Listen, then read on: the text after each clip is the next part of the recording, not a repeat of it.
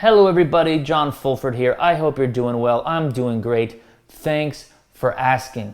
I'd like to talk about NFTs and how they relate to production music. So I won't be talking about things like Kings of Leon or the homie RAC or Blau and their exploits in music, like where NFTs and music and entertainment intersect.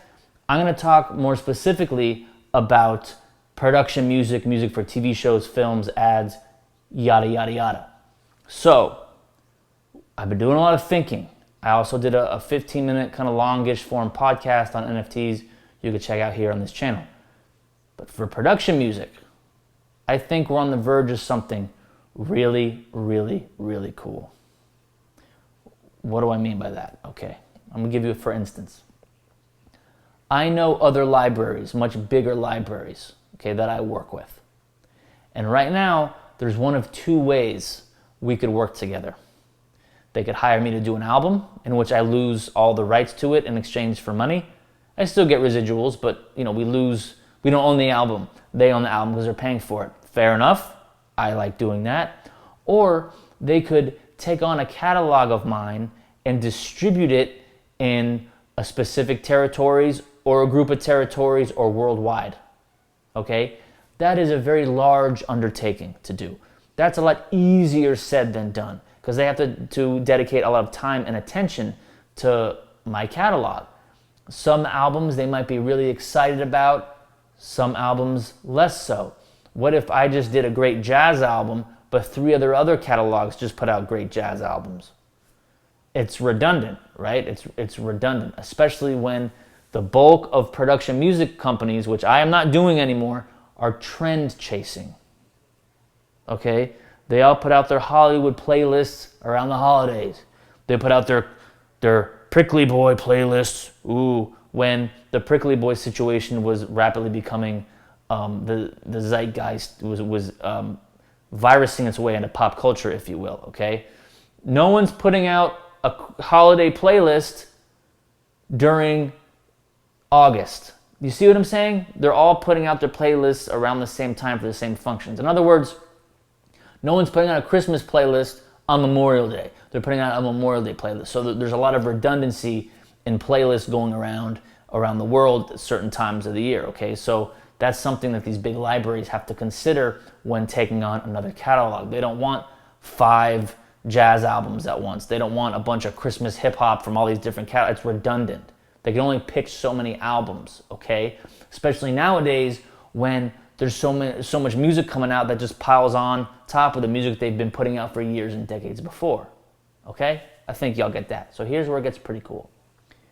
Say I put out an album of really good, let's say Chinese pop.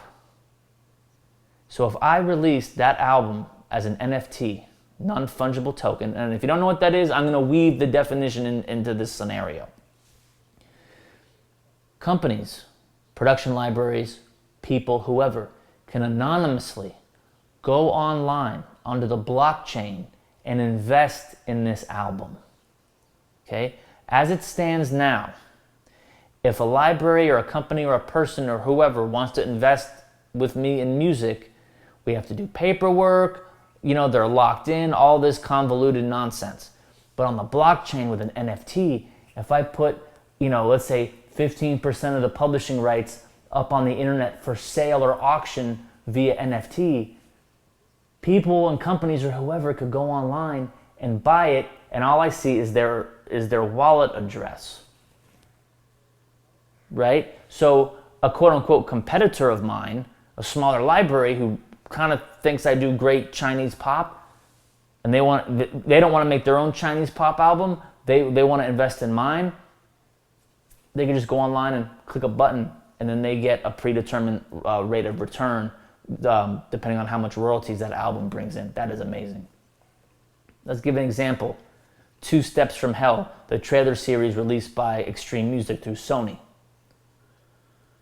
I can't make one of those albums. Oh, I can, but it will cost over $100,000. It's super. I'd rather buy a couple new Airbnb properties, right? But if they were issuing NFTs that you could buy, let's say, for a couple $1,000s a piece, that you got royalties on, that's more manageable for crowdfunding and crowdsourcing investment in the music marketplace. Okay? That is really cool. Okay? I like that a lot. This is only the beginning. This is going to be the first of several videos on NFTs. Luckily, I had several conversations with RAC here, raised millions of dollars for his NFTs as an artist. Luckily, I've had several conversations with Blau over the past maybe four or 5 years. You know, brief conversations, but enough to get my wheels turning as how it relates to production music. Also, sub-publishers. Some sub-publishers reached out to me wanting to invest in my catalogs. It'd be very easy for a publisher that I'm working with in a foreign territory. If they want more than just their sub-publishing fee, they could go online and buy a piece of the royalty stream via NFT, via that accounting system that allows for anonymity and better accounting than what we have now.